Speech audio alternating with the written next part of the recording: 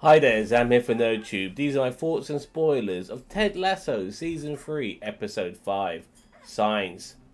And that sign is the believe sign, but at the very end of this episode, that sign falls down again, and everyone in the changing rooms are shitting themselves because they've just lost another match. 7 matches, 8 matches in a row actually, after they lose to Manchester City by the end of this episode. Losing streak obviously begun with West Ham, and it culminates, I believe, with Manchester City. But the sign, as I said earlier, falls down. Everyone's shitting themselves, but Ted Lasso reassures his crew, his team, his boys, that is just a piece of paper, and to believe, because it's the believe sign, it comes from in here. A very nice message from Ted Lasso, and I hope, after what's happened this particular week, that next week the losing streak ends and our boys go back to winning ways. But they'll be doing it without Zava, because Zava decided to retire before the match against Manchester City, surprisingly. Out of nowhere, he just doesn't show up. And everyone's wondering what the hell's going on. And then by the end of the match, they find out what's gone on. Zava has retired. He's left a message for the boys saying that he's going to go back to his beautiful wife and his avocado farm. Forgive the noise coming out of my bird cage right now next to me.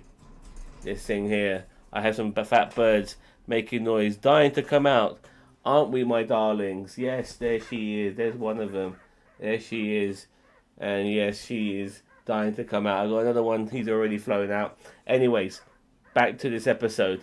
So, Rebecca, she is starting to become a believer when it comes to the psychic she met. Obviously, the matchbook thing happened a couple of episodes ago. That kind of made her a believer. But she runs into her ex-boyfriend, so to speak, some guy she was speed dating for a little bit, and this dude has moved on and got another girlfriend he met, and then this girl, when she's talking about Rebecca's old boyfriend, accidentally calls him his shite in knighting armor, something that was told to Rebecca when she met the psychic.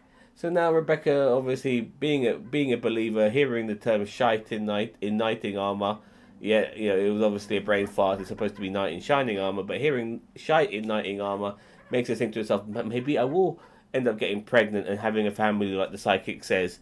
So she goes to visit a doctor, and she does get news from her doctor, but we only hear what Rebecca has to say because she's speaking to the doctor on the phone. We don't hear what the doctor's saying on the phone, so we don't know what the hell's going on. So yeah, we'll see how that pans out possibly next week. Ted Lasso's son is a bully. At first he thought his son was being bullied, but no, his son is the bully. And Ted gives his son some fine words of, anger management, so to speak. That if you feel angry, count to 10. And if you still feel angry, count to 10 again. I might have to try that myself. And finally, Keely. Her bosoms were bursting through her dress this episode. She has a problem with her friend, Shandy. I called her Cindy last time. It's actually Shandy.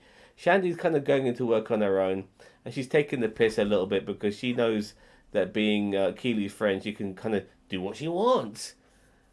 But eventually, with a little advice from Jack being Keely's benefactor, with a little advice from Jack, Keely decides to sack Shandy, but Shandy's just going a little bit too far with certain things, and they've lost a couple of their clients. And Shandy ends up becoming quite erratic. One minute she's pleading, next minute she's going all vengeful. She's fucked in the head. But it was the right thing for Keely to do, because with friends like Shandy, who needs enemies? Shandy does get a little bit of revenge back at Keely by leaving a sheep or a little lamb in Keely's boardroom, and the lamb shits everywhere. So a little bit of revenge. But with the help of Jack, her benefactor, they're able to clean up the mess.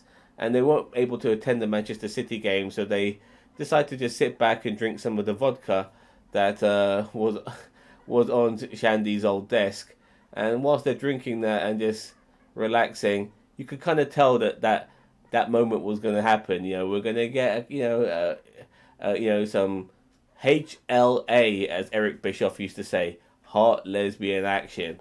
And yeah, it was pretty cool, seeing Jack and Keely making out.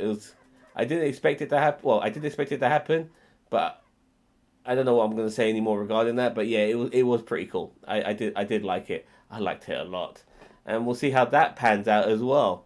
So yeah, it wasn't. I have to be honest. This wasn't necessarily the funniest episode. I mean, sometimes like a show like this was initially really funny with the fish out of water stuff, but it's just becoming more of a drama with little comical moments now. Ted Lasso season 3, like the laugh out loud moments are not really there. Even the characters that are supposed to, with their personality, supposed to give you humor in their own unique way. Whether it be Danny Rejo or oh god, why is that guy's name escaping me now? But the assistant director, the fat podgy guy, who's part of the Diamond Dogs, or anybody else could be Keely, who's kind of grown up now and is taking life a lot more seriously. Roy Kent in his own gruff way. It's just not as funny as it can be at times, because I think all those kind of like those fish out of water jokes to a degree are kind of played out. Ted Lasso's been the manager now for like 3 seasons now, so like what more can you get out of this? So it's just finding humor in just the mundane things and the everyday things and how people react to things. So yeah, I still like it. Don't get me wrong, I still like this show, but yeah, it's not as funny as I would hope it would be. But still, I'm never going to miss an episode, and as long as this series keeps going on, I will definitely watch it, because it's more than just a comedy now. I am fascinated by the lives of these characters, and I love following them, and they're all very likable, even the ones who aren't supposed to be. Like maybe Zava to a degree. Maybe he was supposed to come across as an arsehole, but you can't help but find him endearing. Shandy, on the other hand, yeah, don't like obviously Rupert, bad guy too. Don't like him. Oh, and how can I forget Nate Shelley? Nate Shelley, how can I forget him? Nate, he has a date with Anastasia, this hot model, and he takes her to that Greek restaurant he likes to go to all the bloody time. But she herself, she's like a sport rich girl. She doesn't want to eat at some average restaurant as far as she's concerned. She wants to be going to the Ivy or to something along those lines, something with Michelin stars. But Nate stands by this restaurant and says the food is really good. And you can see members of the staff like really happy to hear that Nate is proud of this restaurant. The girl he likes who works behind the counter, she's like kind of smitten by that. And in a way, it's a good thing that Nate ends up not going out with Anastasia anymore, because them two were never a match. They only ended up being with each other because they're both famous and it's like a power couple thing. But the reality is, Nate would rather just be with somebody who's not that sort of artificial like Anastasia is, and that's why he likes the girl who works at the restaurant. And they do have a moment with each other after Anastasia leaves and hangs out with her friends, and it's a nice moment. And I'm hoping maybe that'll be good for Nate.